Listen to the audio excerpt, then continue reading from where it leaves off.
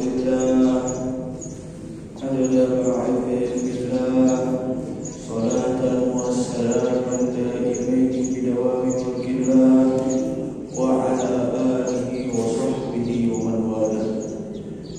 رب اشرح لي صدري ويسر لي أمري واحلل عقدة من لساني يفقهوا قولي جاهد النبي وآله.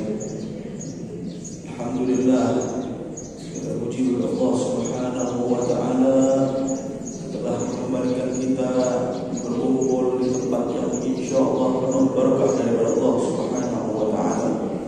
Tempat yang insyaallah turun rahmat daripada Allah Subhanahu wa taala.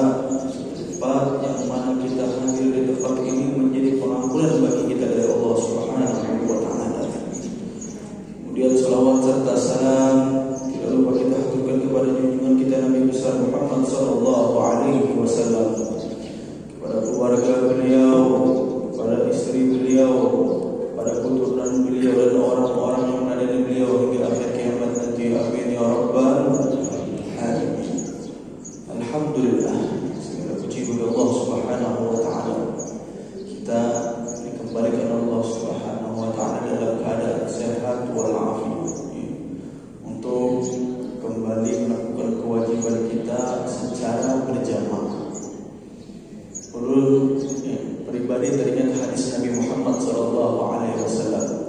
Nabi Muhammad sallallahu alaihi wasallam bersabda, kata Nabi, barang siapa yang sholat Isya secara berjamaah seakan-akan orang itu beribadah setengah malam, maka annama nisfalil, kata Nabi Muhammad sallallahu alaihi wasallam. Kemudian kata Nabi Muhammad sallallahu alaihi wasallam, kemudian setelah sholat Isya berjamaah, ya orang itu barang siapa lagi, kata Nabi Muhammad sallallahu alaihi wasallam, orang itu sholat subuh berjamaah, kata Nabi, fakaan nama qamalaifulahu, kata Nabi Muhammad sallallahu alaihi wasallam, seakan-akan orang itu beribadah satu malam full. Alhamdulillah, kita diberi hidayah oleh Allah Subhanahu wa taala untuk melaksanakan namanya salat subuh berjamaah. Salat subuh, kemudian salat Isya, kemudian salat subuh berjamaah. Mendapatkan pahala seakan orang beribadah satu malam full. Ya, walaupun bahasanya, walaupun biar tadi guling karena beribadah, tapi gara-gara salat berjamaah Isya, kemudian sholat berjamaah subuh, biar mendapatkan pahala seakan-akan ibadah satu malam full. Itu di malam biasa. Ya, di malam biasa Nabi tidak menyebutkan khusus bulan puasa. Di malam apapun, kata Nabi Muhammad SAW, kalau kita mengerjakan itu akan mendapatkan pahala satu malam full. Terus bagaimana yang kita dapatkan pahala di malam ini? Ya, di malam salah satu bulan yang paling dimuliakan Allah Subhanahu wa taala, di bulan Ramadan. Ya, bahkan bulan Ramadan ini dikatakan oleh Nabi Muhammad SAW, pahala kita mengerjakan ibadah sunnah saja itu mendapatkan pahala sebagaimana kita mengerjakan ibadah wajib. Terus bagaimana kalau kita mengerjakan ibadah wajib? Ibadah wajib yang kita lakukan di bulan Ramadan itu dilipat gandakan sebanyak 70 kali. Itu salah satu dari ibadah kemuliaan kemudian bulan Ramadan. Ada banyak lagi kalau cerita tentang kemuliaan daripada bulan-bulan Ramadan. Kemudian kesempatan yang mulia ini, hendak membacakan sedikit nasihat daripada seorang wali besar, seorang ulama besar yang bernama Al-Imam Al-Habib Alwi bin Abdullah bin Alwi Al-Haddad. Abdullah bin Alwi Al-Haddad. Beliau salah satu ulama terkemuka yang dari kota Tarim.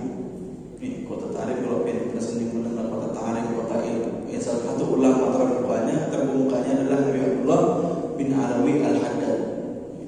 Beliau ada mengarang kitab yang namanya Risalah Mu'awanah. Di dalam kitabnya itu terbanyak banyak daripada nasihat-nasihat beliau tentang adab-adab, bagaimana adab ini, bagaimana beradab itu. Ya, pada kesempatan mulia ini kita sedikit membaca nasihat beliau tentang berhubungan dengan yang namanya Ramadan. Berhubungan dengan Ramadan. Tapi dalam kitabnya wa alaika, maka wajib atas kita. bil iktsar min a'mal bil khususan fi syahr Ramadan, untuk memperbanyak perbuatan yang baik khususnya di bulan Ramadan. Kata-kata yang tadi itu wa alaika, kata beliau, maka wajib atas kita. Wajib atas siapa? Orang yang diberi hidayah oleh Allah Subhanahu wa taala untuk mempelajari kitab ini. Ya, kalau kita berpikirlah kitab ini dikarang oleh beliau ini meninggal kurang lebih sekitar 300 atau 400 tahun yang lalu. 400 tahun yang lalu. Kemudian pengarang kitabnya pun kadang pernah ke Indonesia. Tetapi ini adalah salah satu tandanya Allah untuk menunjukkan kita kebaikan, disampaikanlah kitab beliau kita ini. Ada hadis Nabi Muhammad SAW, beliau menjelaskan tentang bagaimana orang seseorang yang diinginkan kebaikan oleh Allah Subhanahu wa taala, orang itu akan dipahamkan agama oleh Allah Subhanahu wa taala. Kata Nabi Muhammad SAW, "May yuridillahu bihi khairan yufaqihuhu fid din." Kata Nabi Muhammad SAW, barang siapa kata Nabi Muhammad SAW yang Allah inginkan, yang menginginkan kebaikan adalah Allah. Yang Allah inginkan kepada seorang hamba itu kebaikan. Yang menginginkan Allah itu kebaikan adalah orang itu kepada Allah itu kepada seseorang itu. Maka kata Nabi Muhammad SAW, yufaqihu fiddin, maka Allah akan memberikan pemahaman agama kepada orang tersebut. Ini salah satu contohnya. Kita diberi hidayah Allah Subhanahu wa taala untuk hadir di majelis ilmu ini adalah bentuk keinginan Allah untuk kita mendapatkan kebaikan. Salah satunya kita mendapat mempelajari kitab yang dikarang oleh Habib Abdullah bin Alwi Al-Haddad. Kata beliau, maka wajib atas kita untuk memperbanyak perbuatan baik khususnya di bulan Ramadan. Fa inna thawaban nafilah fihi ya'dilu thawaban fardhu fi ghairihi. Karena kata beliau Habib Abdullah bin Alwi Al-Haddad, sesungguhnya yang menjelaskan dari itu, pahala kita melakukan ibadah yang sunnah itu sama pahalanya ketika bulan Ramadan sama dengan pahala yang wajib.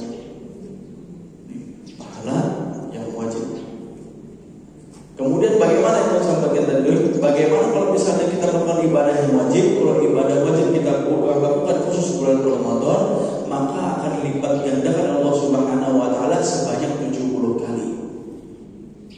Kemudian kalau misalnya bertakun apa aja sih yang disunahkan ketika bulan Ramadan? Banyak. Yang disunahkan khusus bulan Ramadan itu banyak. Salah satunya apa? Sedekah itu sebenarnya disunahkan di bulan apa aja. Tetapi ketika kalau kita hendak mendapatkan pahala yang berlipat ganda, maka berbanyaklah sedekah di bulan puasa. Karena ada hadisnya. Nabi Muhammad SAW pernah bertanya kepada sahabat, "Ayu sedekah afdal?" Kata Nabi Muhammad SAW. Sedekah apa yang paling afdal? Kata Nabi Muhammad SAW bertanya kepada sahabat. Kemudian sahabat bertanya balik, kata Nabi Muhammad SAW, afdalus sedekah adalah sedekah di bulan Ramadan. Paling afdalnya sedekah adalah sedekah di bulan Ramadan. Jadi buat biar yang biasanya sehari setiap sembahyang buat 5.000, mengawal bulan puasa dilipat ganda 10.000 misalnya. Karena apa? Untuk mendapatkan kemuliaan bulan Ramadan yang khusus tadi itu. Kemudian sunnah-sunnahnya juga termasuk adalah ibadah malam atau qiyamul lail. Qiyamul lail termasuk ibadah yang sunnah dan kemudian dikuatkan ketika bulan Ramadan. Karena apa? Karena banyaknya pemberian Allah Subhanahu wa taala di bulan Ramadan. Kemudian setelah itu adalah membaca Al-Qur'an. Sangat ditekankan ketika datangnya bulan Ramadan. Karena apa? Quran dan puasa ini adalah sebuah amalan yang tidak bisa dipisahkan. Karena pada hadis dari hadis Nabi Muhammad SAW, Al-Quran dan puasa nanti suatu saat di hari kiamat akan datang kepada orang yang puasa dan membaca Al-Quran sebagai pembantu atau pemberi syafaat. Jadi kalau orang sering baca Al-Quran, suatu hari di hari kiamat Al-Quran itu akan menjadi pembantu kita atau memberi syafaat kelak. Makanya kita dianjurkan oleh guru-guru kita untuk banyak membaca Al-Quran ketika bulan puasa. Kemudian yang sunnah juga kita lakukan setiap hari adalah mendirikan sholat tarawih. Tahu semua setiap hari sholat tarawih itu sunnah hukumnya. Nah, kita ditekankan melakukan sunnah yang ada ketika datang bulan Ramadan saja. Kemudian lagi sunnah-sunnahnya ketika Ramadan adalah ditekankan juga adalah i'tikaf di masjid. Hukum i'tikaf itu sunnah. Tapi suatu saat bisa jadi wajib ketika i'tikafnya itu dinazarkan. Kemudian lagi sunnah-sunnahnya bulan Ramadan atau sunnah puasa adalah mengakhirkan sahur. Mengakhirkan sahur ini perlu diingat. Mengakhirkan sahur ini artinya betul-betul menjaga sebelum waktu imsak. Sebelum waktu imsak. Jadi ketika suatu hari Nabi Muhammad SAW itu pernah qiyamul dengan sahabat. Qiyamul dengan sahabat, kemudian Nabi izin pulang untuk sahur, kemudian Nabi Muhammad SAW balik lagi ke masjid. Ketika balik ke masjid, sahabat nanya, wahai Rasulullah, berapa waktu antara menjaga makan dengan sholat dengan waktu subuh? Kata Nabi Muhammad SAW 50 ayat. Jadi antara menjaga makan dengan waktu azan subuh atau waktu subuh itu 50 ayat. Maka ketika mendengar hadis itu, para ulama kira-kira menghitung berapa lama antara waktu 50 ayat ini. Maka ulama berpendapat antara 10 sampai 15 menit. Jadi waktu imsak itu kita menahan antara 10 sampai 15 menit sebelum masuk waktu subuh. Ulangi, sebelum masuk waktu subuh, bukan sebelum azan. Karena kita ini azan pasti setelah masuk waktu subuh.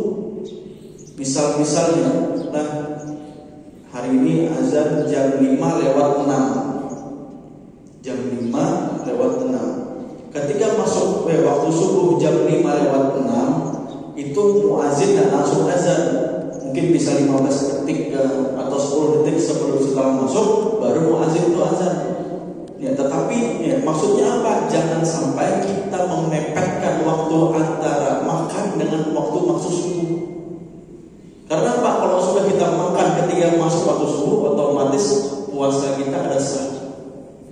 Otomatis puasa kita ada sah. Kita dapat hukuman 3 kalau sudah puasa kita ada sah. Yang pertama, puasa kita ada sah. Yang kedua, kita wajib. Orang yang misalnya puasanya kada sah itu, misalnya termakan ketika waktu azan atau apa sengaja, orang itu wajib menahan makan dan minum sampai waktu maghrib. Wajib menahan makan dan minum. Yang ketiga, hukumannya apa? Adalah wajib mengqadha. Makanya mohon maaf kadang-kadang ada bang di sini. Ada yang biasanya rokoknya belum habis, ada dihabiskan dulu. Atau kopinya yang belum habis dihabiskan dulu. Jangan, sudah waktunya imsak 10 menit sebelum masuk subuh sudah tinggalkan itu. Biar rokok masih baru bahasanya hanya membakar buangnya. Kau aja kena membalas habis maghrib. Atau kopi, kau kena buangnya, kau aja membalas habis maghrib. Sayang bahasanya kalau kita gara-gara hal sepele mendapatkan 3 hukuman tadi. Kemudian sunnah juga adalah menyegerakan buka puasa. Artinya hukumnya makruh kalau kita memperlambat buka puasa. Tetapi dengan keyakinan kita alhamdulillah kita semuanya kalau sudah datang bulan puasa tersebar itu waktu-waktu buka puasa jam berapa, waktu imsak jam berapa di WhatsApp, waktu subuh berapa, sudah tahu semuanya. Kalau sudah ketika masuk waktunya walaupun tidak mendengar azan, sudah tidak mendengar azan langsung kita buka puasa. Jangan sampai diulur-ulurkan karena itu bisa membuat itu hukumnya makruh. Tapi dengan mendengar sunnah, jadi Ustaz tadi pagi sunnah juga beralakas pas buka puasa belum waktunya langsung lagi es teh misalnya. Ya, jangan, tapi kita harus yakin ya, insya Allah biar berdatang tahu sudah waktunya kapan itu buka puasa. Ya, kita sekarang ada handphone dengan apa? Jangan dengan kata-kata sunnah belum waktunya buka puasa. Ya, tapi ketika sudah waktunya sudah yakin, maka buka puasa secepatnya. Kemudian sunnah juga ya, adalah memberi makan orang yang buka puasa. Ini salah satu amalan yang kadang-kadang dianggap sepele, padahal pahalanya sangat besar. Ya, adalah memberi makan orang yang buka puasa. Kata Nabi Muhammad SAW, barang siapa memberikan orang yang buka puasa, ya, maka dia akan mendapatkan pahala seperti pahala orang yang berbuka tersebut tanpa dikurangi sedikit pun. Artinya apa? Kalau sudah pian puasa, ya, pian puasa, kemudian pian membuka orang puasa, pahala pian double. Ya, pahala pian double. Tapi ingat juga, ya, sedekah itu atau kita memberikan orang buka puasa bisa batal dengan apa? La tuqtiru shadaqatukum bil manni wal adha, kata Allah Subhanahu wa taala. Jangan batalkan sedekah kita atau pemberian kita dengan menyebut-nyebut. Maksudnya menyebut itu seperti apa? Itu nah, berkisah kawan-kawan ulun kemarin bulan orang puasa 100 orang misalnya, tanpa diminta seorang berkisah, itu bisa batal pahalanya. Ya, bisa batal pahala orang yang memberikan buka puasa. Kemudian juga ya, termasuk daripada sunnah ketika bulan Ramadan adalah menyambung silaturahmi. Silaturahmi ini salah satu amalan. Ulun masih waktu halus itu pernah mendengar oleh orang yang silaturahmi itu bisa memperpanjang umur. Masih halus nih, pada tahun belajar masih berpikir kenapa? Nah, ternyata ada hadisnya. Kata Nabi Muhammad SAW, Al-Adul Umar, kata Nabi Muhammad SAW, barang siapa yang ingin, ya, barang siapa yang ingin, barang siapa yang ingin diluaskan rezekinya, man ahabba ayat setelah rezeki, kata Nabi Muhammad SAW, barang siapa yang diinginkan diluaskan rezekinya, kata Nabi Muhammad SAW, awiyun fi asalihi, atau dipanjangkan umurnya, falyasir rahimah, kata Nabi Muhammad SAW, maka buatlah silaturahmi. Ini hadis dari Nabi Muhammad SAW. Kita sebagai umatnya harus beriman apa semua dikatakan oleh Nabi. Kenapa kalau silaturahmi itu bisa ya, membuat orang panjang umur? Ya bisa jadi karena kalau kita silaturahmi dengan orang yang kita cintai, ya, atau dengan kawan yang kita ketujui, berkisah itu adalah keringat waktu. Dengan berkisah keringat waktu kita bahagia. Mungkin itu salah satu ya, salah satu sebabnya orang bisa panjang umur dengan silaturahmi tadi. Kemudian lagi disunahkan ketika bulan Ramadan adalah menghantamkan Al-Quran. Ya, menghantamkan Al-Quran. Jadi dari dulu ya, salah satunya ya, sering disuruh sering-sering membaca Al-Quran. Ya, menghantam Al-Quran ini adalah amalan yang sering dilakukan oleh para salafun saleh. Ya, ulama-ulama terdahulu itu kalau sudah menghantam Al-Quran, membaca Al-Quran, akan ingat waktu. Ulun kalau perlu sahabatkanlah, misalnya ada orang satu imam, satu habaib, satu kiai itu diceritakan pada zaman dahulu itu, mereka itu kadang-kadang bisa 1 kali pagi itu 1 khataman Al-Quran. Saking menjaganya, saking apa, saking kuatnya, saking ingin mendapatkan pahala ketika bulan Ramadan. Kemudian lagi adalah sunnah yang ditekankan ketika bulan puasa, termasuk adalah banyak-banyak membaca istighfar. Salah satu sunnah juga ketika bulan puasa adalah banyak-banyak membaca istighfar. Itu sunnah-sunnah yang ada di bulan Ramadan. Melanjutkan lagi apa yang dikatakan oleh Imam Haddad dalam kitabnya, fa innahu yahsulu fi Ramadan min at-taysir wa an-nashar fil 'amal bir ma la yazid lahu wa la qaribun minhu fi ghairihi min asy-syuhur. Kenapa kata Imam Haddad dianjurkan ya, untuk memperbanyak kebaikan di bulan puasa? Karena ya, di bulan puasa ini kita dimudahkan untuk melakukan kebaikan. Ini contohnya seperti apa? Contohnya seperti kita hadir di masjid ini. Nah, kita hadir di masjid ini. Kalau sudah bulan puasa, ya jamaahnya kada sebanyak di bulan puasa. Kenapa? Dimudahkan karena kadang-kadang kalau kita melihat, nah contohnya kita tinggal di perumahan, kalau melihat tetangga semangat di bulan puasa, hati itu kadang-kadang ada umpat juga. Kemana kan tetangga nih? Kalau subuh sudah berangkat nih ke masjid, kalau sudah bersih atau habis buka puasa siap-siap ke masjid, itu karena apa? Karena dimudahkan Allah Subhanahu Wa Taala untuk melakukan kebaikan di bulan puasa. Kemudian kenapa juga ya kita dianjurkan untuk melakukan kebaikan? Karena di bulan puasa ini banyak kemuliaan yang kita tidak dapatkan di bulan-bulan yang lain. Contohnya seperti apa? Malam Lailatul Qadar. Ya, malam Lailatul Qadar, malam yang lebih baik daripada 1000 bulan. Ya, di sini dijelaskan di bawahnya nanti dijelaskan. Ya, malam Lailatul Qadar itu pendapat yang paling kuat adalah malam 27. Nah, pendapat yang paling kuat adalah malam 27. Tetapi ya, ada lagi yang berpendapat intinya di malam 10 terakhir. Ya, intinya di malam 10 terakhir. Ada lagi yang mengatakan malam selain itu, ya malam Lailatul Qadar itu.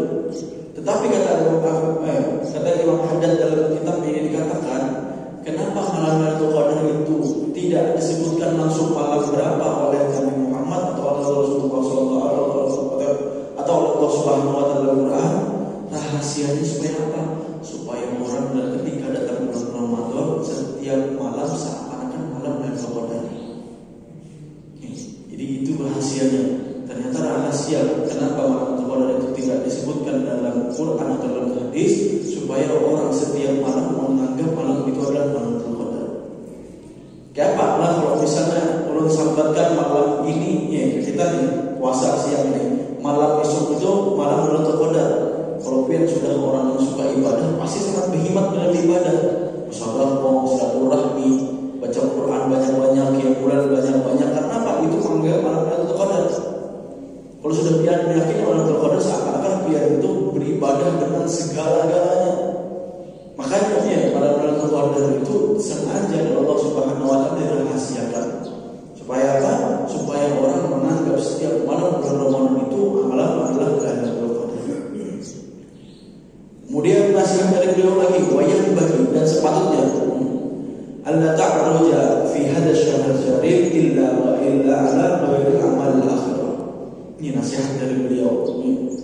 Sepatutnya bagi kita ya, tidak melakukan sesuatu khusus di bulan Ramadan kecuali sesuatu yang berhubungan dengan perbuatan akhirat. Wala tadkhul fi syai'in min amalil dunya illa in kana daruriyah.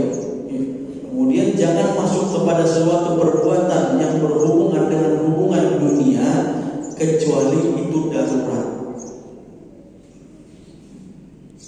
Kemudian wajah syukraka bi amril ma'ashi fi Ramadan wasilatun ila al-faragh lil ibadah fihi. Kemudian kata beliau, jadikanlah ya, pekerjaan kita itu selama 11 bulan selain Ramadan untuk memperkosongkan diri 1 bulan full untuk beribadah. Jadi kalau misalnya ini kalau kita sambatkan di sini nasihat beliau ini, kadang-kadang orang masuk dalam pekerjaan kita, ya kita ada yang kerja kantor setiap hari ya, otomatis itu apa? Otomatis pekerjaan atau kebiasaan kita berdagang ya, atau kebiasaannya kita banyak pekerjaan di luar setiap hari tidak mungkin kita tinggalkan. Bagaimana kita menerapkan nasihat beliau ini? Bisa kita terapkan ya, dengan pekerjaan kita setiap hari yang kita lakukan. Tapi kita buat beda dengan apa? Memperbanyak ibadah. Ibadah seperti apa?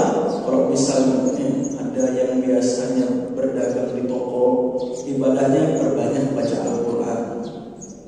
Bisa aja kan baca Al-Quran tidak setiap 24 jam kalau orang itu belajar. Mungkin ya ada 5 menit sekali, 2 menit sekali orang belajar, kita isi dengan Al-Quran. Atau misalnya yang berhadapan dengan komputer terus, bisa kita sambil zikir beribadah. Ya sambil kerja bisa beribadah. Kalau misalnya ibu-ibu yang misalnya masak di dapur, bisa baca Al-Quran, bisa dengan baca la ilaha illallah, bisa dengan berzikir, memperbanyak khusus untuk bulan Ramadan, diperbanyak ibadahnya. Kemudian kita beliau mengkhususkan untuk memperbanyak ibadah lagi di malam 10 akhir. Beliau wa in amkana ala takhruj min masjid fi hadhil ashri illa ma la minhu faf'al. Kata beliau, kalau bisa malam 10 terakhir itu tidak keluar dari masjid untuk salat beriktikaf, maka lakukanlah. Artinya apa? Kita sangat dianjurkan oleh beliau untuk memperbanyak ibadah di malam 10 terakhir. Malam 10 terakhir. Kemudian wa alaika, maka wajib atas kita, ini wajibnya atas bagi orang yang telah mendapatkan hidayah untuk membaca kitab ini, bisolatil tarawih, untuk selalu sholat tarawih. Fi kulli lailatin min Ramadan, setiap malam dari bulan Ramadan. Kemudian setelah beliau menasihati kepada kita, beliau Imam Haddad ini mengomentari sedikit tentang bagaimana ada di sebagian daerah, kata beliau, muqadjar al-'ada fi ba'dil bilad bitakhfifiha jiddan hatta rubama waqa'a bisadilika fitar ibadul akan fadlan an sunnah. Kata beliau, telah ada kebiasaan orang di sebagian daerah yang mana orang-orang itu memilih untuk meringankan tarawih sampai meninggalkan yang namanya rukun. Meringankan tarawih sampai meninggalkan rukun. Contohnya seperti apa? Contohnya misalnya orang ingin cepat-cepat sholat tarawih sampai meninggalkan yang paling sering ditinggalkan adalah tumakninah. Kalau kalian pasti pernah melihat videonya kan, ada tuh orang yang di luar sana lah, yang tarawihnya masya Allah tabarakallah, orang 300 kilo per jam tarawihnya, saking lajunya suaranya Fatihahnya kita dengarkan, saking lajunya Jangan sampailah kita memilih sholat tarawih yang ingin cepat itu sampai meninggalkan rukun. Jangan sampai meninggalkan rukun. Rukun yang penting paling tinggalkan adalah tumakninah. Tumakninah itu apa sih? Tumakninah itu definisinya adalah sukun adab bil harakatain. Tenangnya anggota badan di antara dua gerakan. Tenangnya anggota badan di antara dua gerakan. Terus ukuran gerakan itu apa? Ukuran tenangnya semana sih? Kata ulama, ukuran tenangnya adalah dengan ukuran subhanallah. Kita membaca subhanallah, bacaan yang tidak lambat, tidak juga cepat, maka itulah disebut dengan tumakninah. Adapun yang bacaan kita biasa baca subhanallahil a'la wa bihamdi, subhanallahil azim wa bihamdi, itu hukumnya sunnah. Kita yang bahas masalah yang wajibnya. Jangan sampai pian-pian mencari tarawih yang hendak malas sampai meninggalkan rukunnya. Meninggalkan tumakninah. Karena kalau sudah meninggalkan tumakninah, otomatis sholatnya kada sah. Kenapa? Kita mazhab Syafi'i, tumakninah itu termasuk daripada rukun sholat. Ini perlu diperhatikan. Perlu diperhatikan masalah tumakninah ini. Kemudian wal ma'ruf, dan perbuatan yang betul, bacaan perbuatan sholat tarawih yang betul daripada perbuatan salafun saleh adalah membagi bacaan Al-Quran min awalihi ila akhirih, daripada awal Ramadan sampai akhir Ramadan, setiap hari sampai menghatamkan Al-Quran. Itu bacaan yang paling baik. Sudah tarawih yang paling bagus adalah membaca Al-Quran sampai awal juz sampai dihatamkan. Itu tarawih yang paling top sudah. Kalau sudah ada kayak gitu, kita aja biasa kan. Kalau ditarik dari Mustafa itu satu malam itu 2 juz. Satu malam itu 2 juz. Yang imam itu langsung Habib Umar bin Hafid. Habib Umar bin Hafid itu bacaannya sedang, kada laju, kada lambat juga. Habib Umar itu bacaannya sidin. Habib Umar bin Hafid itu bacaannya nada sidin menyesuaikan apa yang dibaca. Kalau pian paham dengan Al-Quran, pian paham dengan maknanya, tafsirnya, kalau sudah beliau itu membaca masalah azab beliau bisa sampai teriak bahasanya. Baca Quran itu seakan merasakan apa yang langsung dibicarakan Allah Subhanahu wa taala. Itu termasuk daripada kenikmatan kita yang tinggal di Tarim dulu itu. Orang-orang yang tinggal di Tarim itu kenikmatannya adalah mereka itu tarawih baca satu tarawih 2 juz. Bahkan di Tarim itu yang masjid-masjid besarnya tarawihnya 3 kali di kota Tarim. Yang pertama itu saat tidak Mustafa dulu di pondok pesantren itu. Kemudian ada di Masjid Al-Muqtar. Kemudian ada di Masjid Ba'alawi lagi. Jadi ada yang tarawih itu ada yang 9, ada yang 12, ada yang 2. Jadi malam itu masing-masing kadang orang-orang di sana itu orang-orang yang soleh itu semalam tarawih bisa 3 kali. Tarawih semalam dia tarawih 3 kali. Itu kebiasaan. Karena kenapa? Pada ceritakan kenapa tahrim itu masih banyak orang solehnya?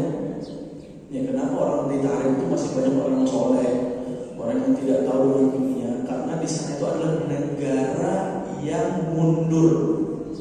Yang mencatatkan Yaman itu negara yang mundur. Ulun mulik dari Yaman itu sekitar tahun 2022. Tahun 2022 sampai ke bawah itu kalau sudah musim panas yang lamanya listrik itu 2 jam sekali mati, 2 jam hidup. Mau malam kan, mau siang kan. Sudah kalau musim panas itu sudah pasti listrik itu mati 2 jam mati, 2 jam hidup. Kalau masalah jaringan sudah ngalih benar. Yang belum pribadi aja alhamdulillah hadis binikmat selama 4 tahun di sana. Ulun pribadi selama 4 tahun di sana, ulun bisa video call sama keluarga itu udah sampai 5 kali. Bukan gara-gara ada HP-nya, tapi jaringan saking ngalihnya. Terus bagaimana kalau sudah negara seperti itu susah dirusaknya, susah masuk pergaulan dari luar. Makanya di Yaman, Hadramaut khususnya dan Tarim khususnya masih banyak orang-orang yang soleh. Termasuk dalam satunya adalah Habib Abdullah bin Alawi Al-Haddad. Orang-orang sana itu karena mereka jauh daripada peradaban dunia. Orang Yaman khususnya Hadramaut jauh daripada peradaban dunia.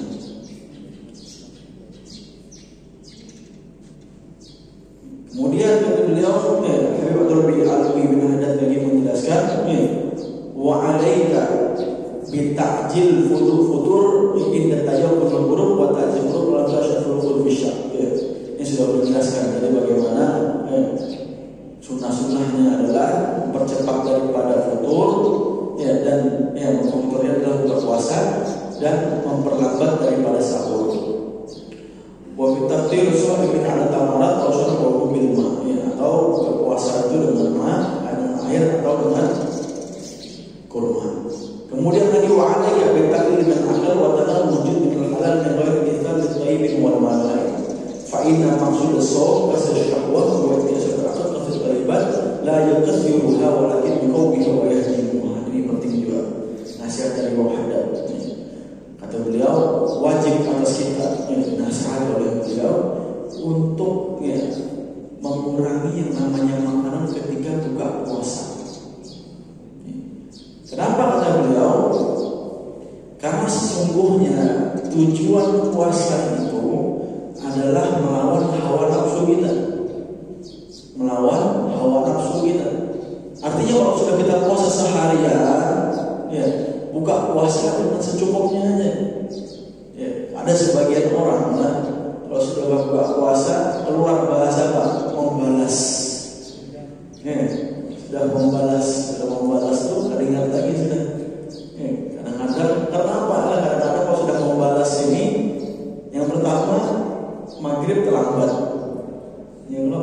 Maghrib terlambat. Yang kedua koler tarawih.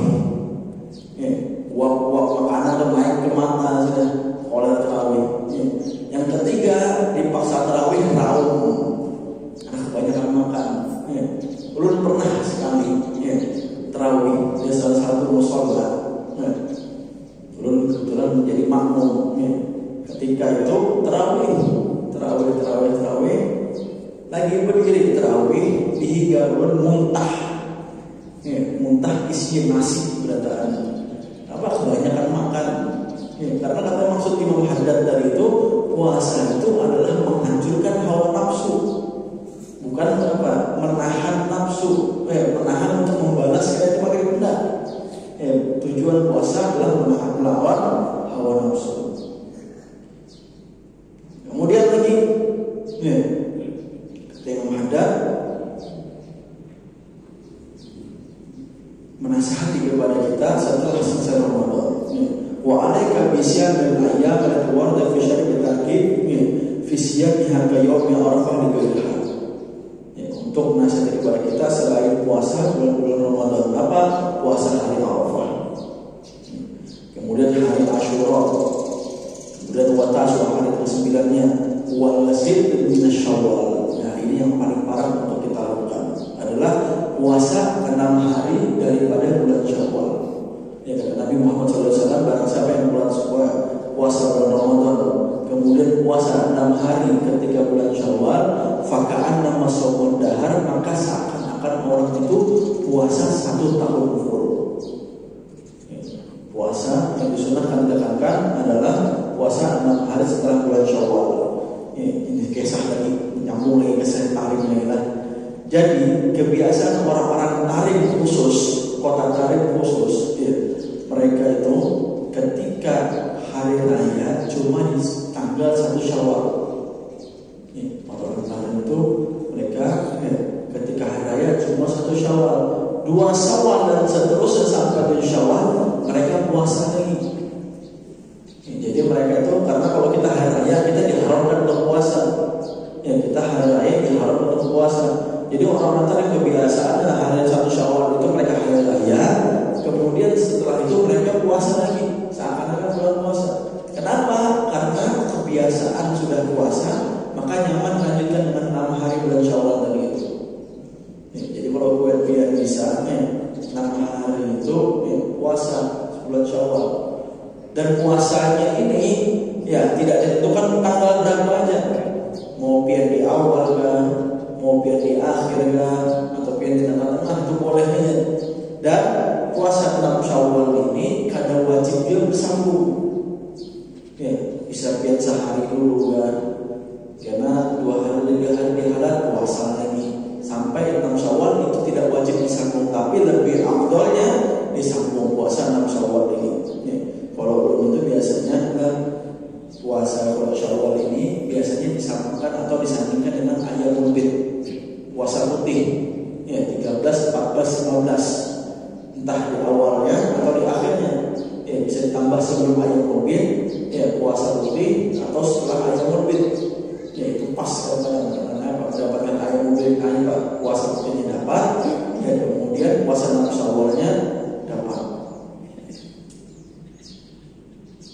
Kemudian yang terakhir, nasihat dari Imam Haddad lagi, ya ketahuilah sesungguhnya puasa itu adalah latihan kita untuk menahan hawa nafsu. Menahan hawa nafsu. Yang terakhir menahan hawa nafsu. Nafsunya Pak, bukan cuma makan dan bukan cuma minum.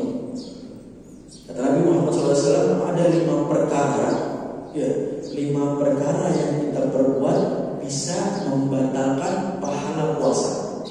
Bukan membatalkan puasanya, tetapi bisa membatalkan pahala puasanya. Yang pertama kata Nabi Muhammad SAW adalah ghibah. Tahu ghibah kan? Karena artinya memuji seseorang atau membicarakan orang seseorang. Ghibahnya definisinya adalah antad orang akhaka bima yakrahu wa in kunta shadiqan.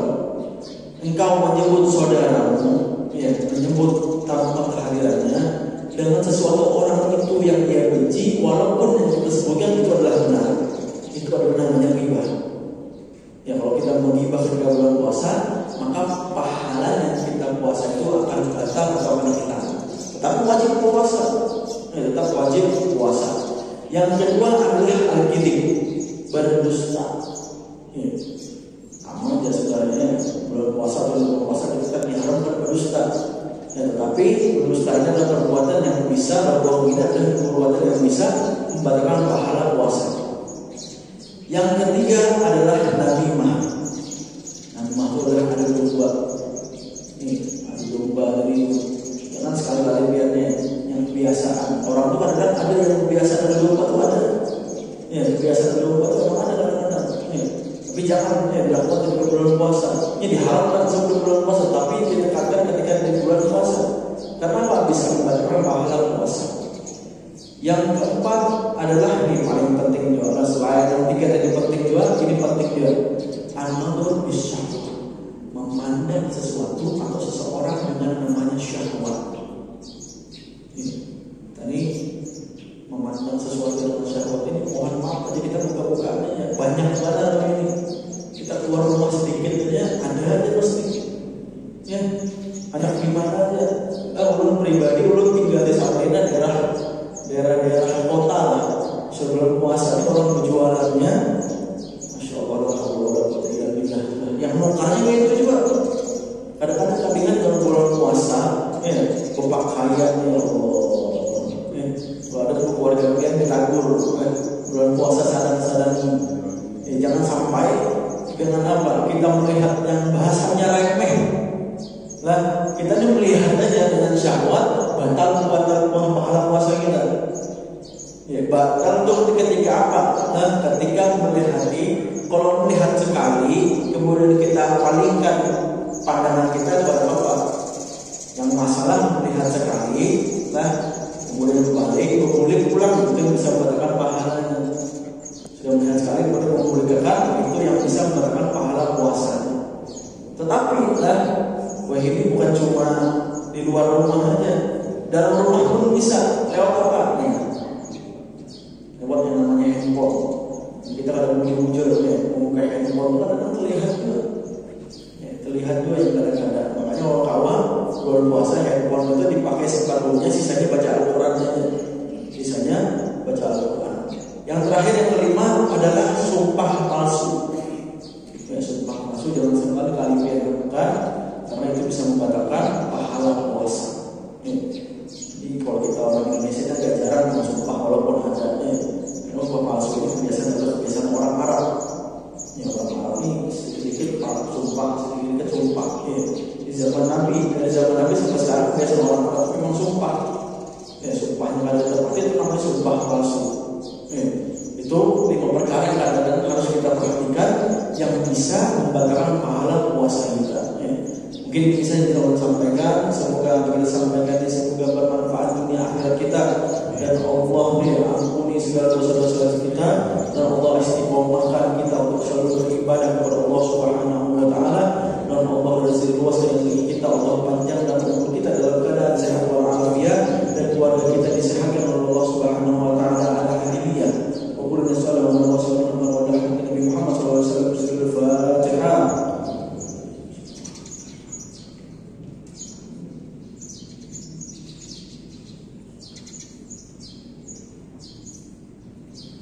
Bismillahirrahmanirrahim. Alhamdulillahirabbil alamin. Allahumma shalli ala sayyidina Muhammad.